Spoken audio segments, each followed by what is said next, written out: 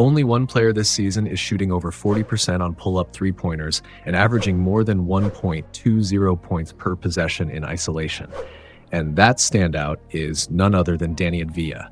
Deni has been quietly flying under the radar, averaging 14.5 points, 6.4 rebounds, and 3.5 assists per game, all in just 28.7 minutes of action.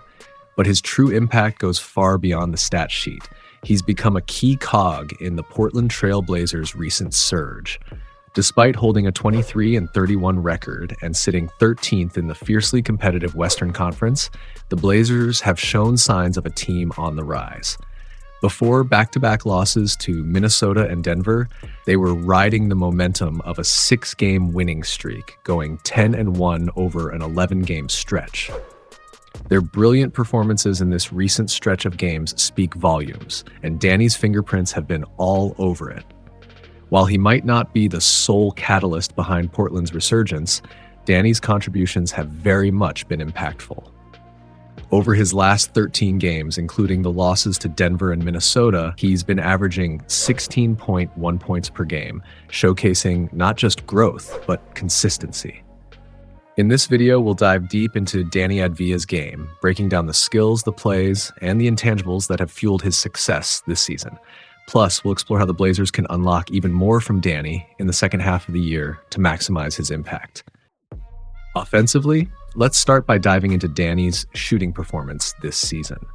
He's having the second-best three-point shooting season of his career, connecting on 34.1% of his attempts from beyond the arc. While this marks a noticeable dip from last season's 37.4%, there are promising signs beneath the surface, particularly when it comes to his pull-up three-point shooting. Deni has shown remarkable growth in this area, hitting an impressive 41.7% of his pull-up threes, a significant jump from last season's 32.4%. Although the volume remains modest, with just 36 attempts so far, the efficiency speaks volumes about his development. Pull-up shooting is a critical skill for any isolation scorer, providing an additional weapon to keep defenders guessing.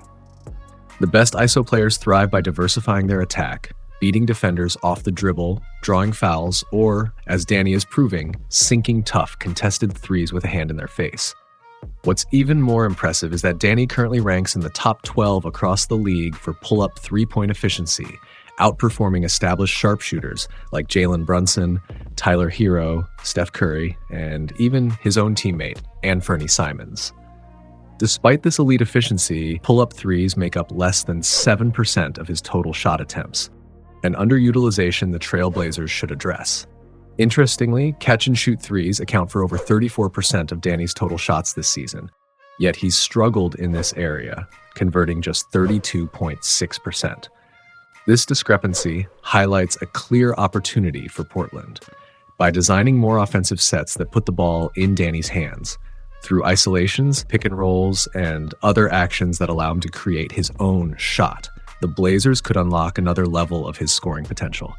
Not only would Deni's individual numbers likely improve, but these adjustments could also elevate the team's overall offensive efficiency, creating a more dynamic and unpredictable attack.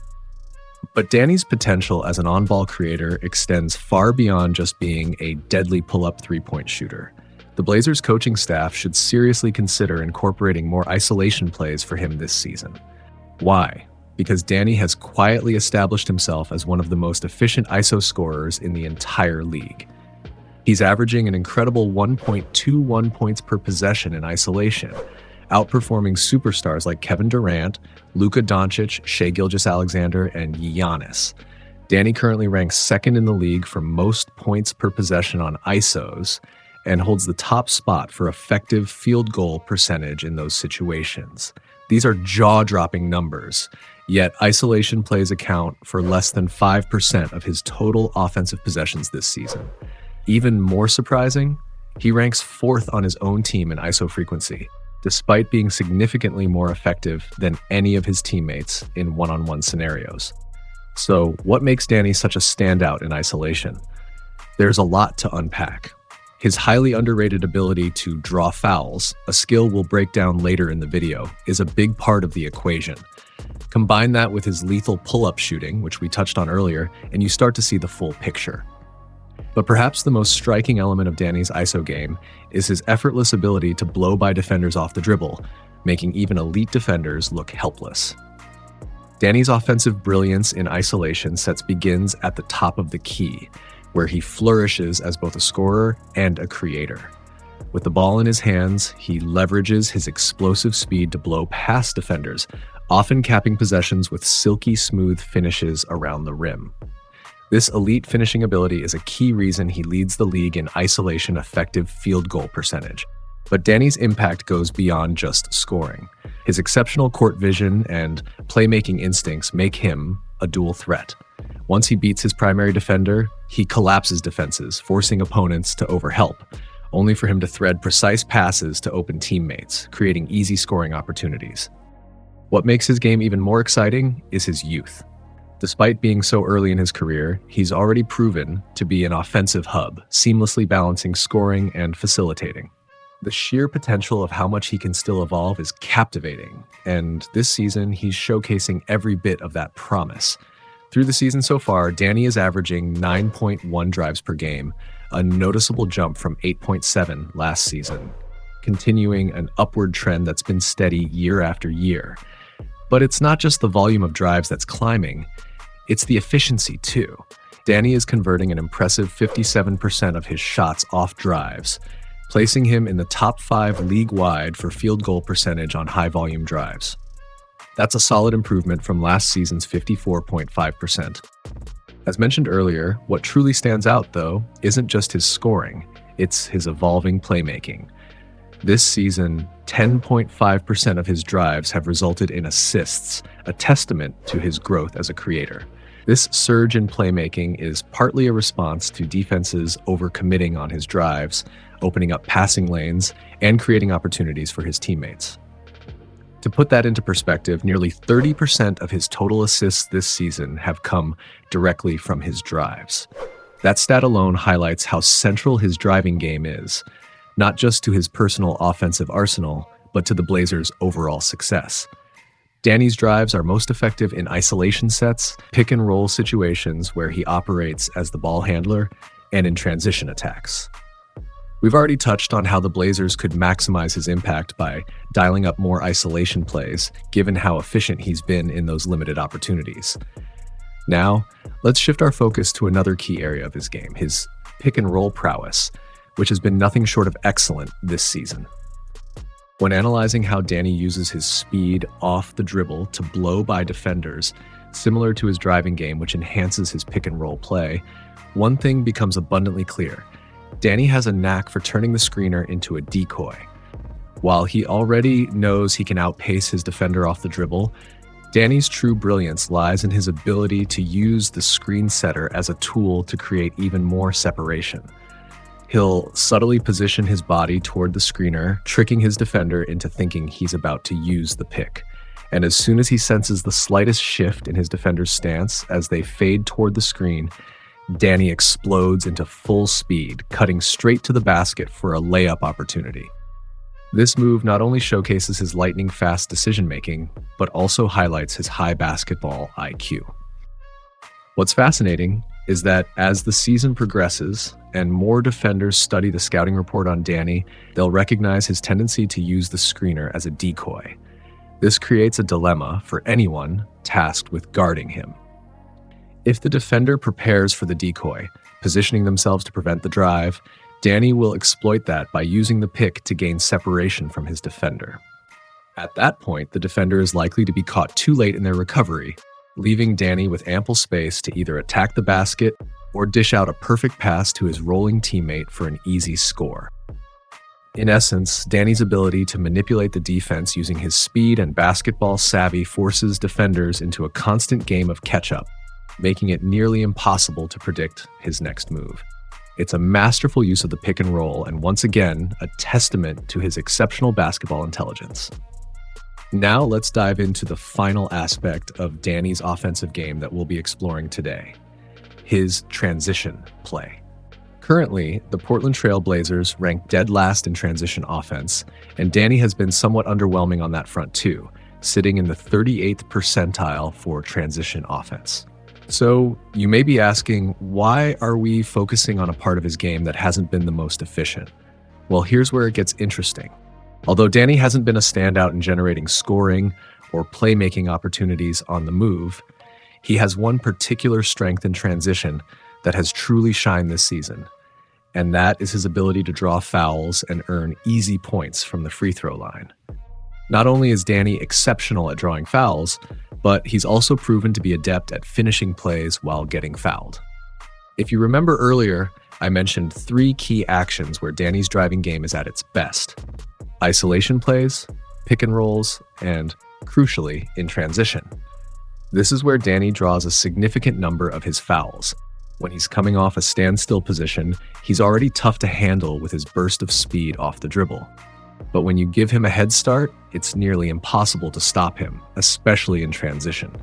He barrels toward the basket at full speed, and the only way defenders can prevent him from finishing is by fouling him. In fact, Deni ranks first in the league for the frequency at which he draws fouls in transition, even ahead of Giannis. That's a testament to just how difficult it is for defenders to slow him down when he's in full flight. And it gets even better. Deni also ranks third in N1 frequency in transition, trailing only Giannis and Karl-Anthony Towns. This shows just how effective his transition game has become, and it's no surprise given his relentless style of play. Now here's where the potential really lies. Deni's free throw shooting is at a solid 77.9% this season, his best mark yet in his young career. But there's still room for improvement.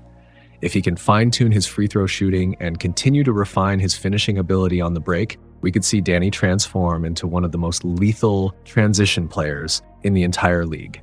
The sky's the limit if he can take this next step. This season, an under-the-radar on-court connection that has been quietly blossoming is the dynamic duo of Deni Avdija and Anfernee Simons. While it may not be his most explosive offensive season, Simons is still putting up impressive numbers, averaging 18.5 points per game and knocking down 37.5% of his three-point attempts. But what often goes unnoticed in his shooting success is the crucial role played by Deni, an element that's not getting nearly enough attention. Through the first half of the season, Simons has drained 152 three-pointers, and over a quarter of those have been directly assisted by Deni. But their connection doesn't stop there.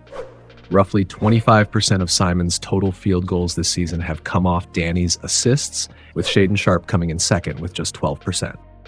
This speaks volumes about Deni's influence on Simons' overall offensive game. Deni's ability to drive and draw defenders opens up a wealth of opportunities for his teammates, particularly for Simons, who thrives off the space created.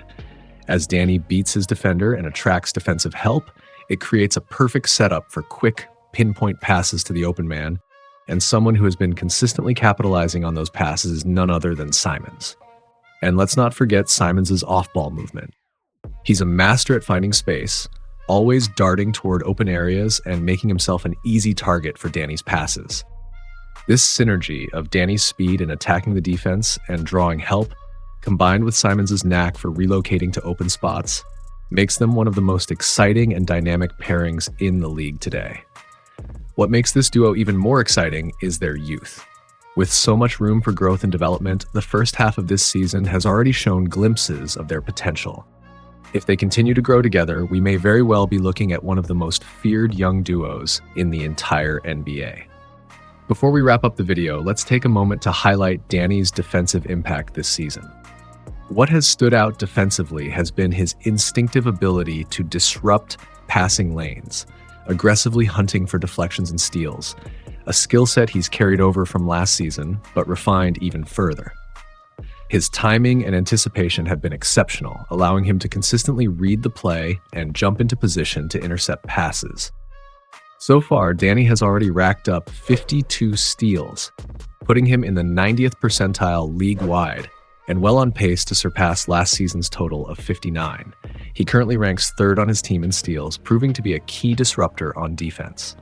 But it's not just about stopping the opposing offense. Deni's ability to force turnovers also fuels transition opportunities for his team. Even though Portland has struggled in the fast break department, ranking 18th in the league with just 14.9 fast break points per game. Deni's defensive hustle has been instrumental in generating those chances. His quick hands and sharp instincts don't just break up plays, they create new ones on the other end of the floor. Right now, the Blazers sit at 13th in the grueling Western Conference, far from playoff or play-in contention.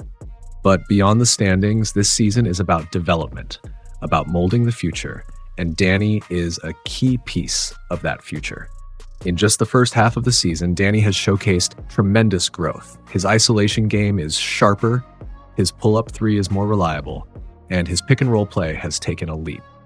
We've broken down these improvements throughout the video, and the exciting part, he's just getting started. At only 24 years old, Deni has the potential to become an all-star if he stays on this trajectory. And if he continues to refine his game, he could one day be a cornerstone of a championship team. Watching his evolution over the years has been thrilling, and this season has been his most promising yet. The question now is, how much better can he get? Will the journey ahead be just as exciting as what we've seen so far? Let me know what you guys think about the season Deni has had so far, and whether he has the potential to become an all-star one day. Thank you, and catch you guys in our next video analysis.